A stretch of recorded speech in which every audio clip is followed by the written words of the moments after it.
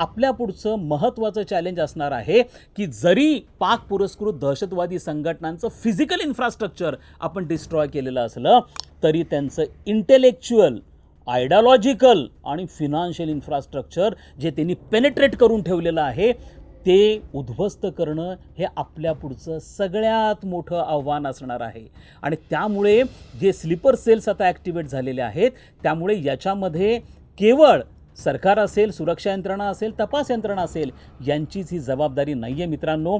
यामध्ये ह्या स्लीपर सेल्सला जेव्हा उद्ध्वस्त करायचं किंवा याचा आव्हानांचा सामना करायचा प्रश्न येतो त्यावेळेला ह्युमन इंटेलिजन्स हा अत्यंत महत्त्वाचा भाग असतो. आणि याच ह्युमन इंटेलिजन्समध्ये तुमची, माझी, सर्वसामान्य भारतीयांची भूमिका अत्यंत महत्त्वाची असती.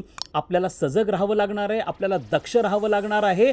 या सगळ्या बाबतीमध्ये आपण सगळ्यांनी केवळ आपल्या तपास यंत्रणांची जबाबदारी आहे म्हणून आपल्याला आपली जबाबदारी झटकता कामा नाही आहे. तर ॲलर्ट राहणं हे अत्यंत महत्त्वाची बाब आहे.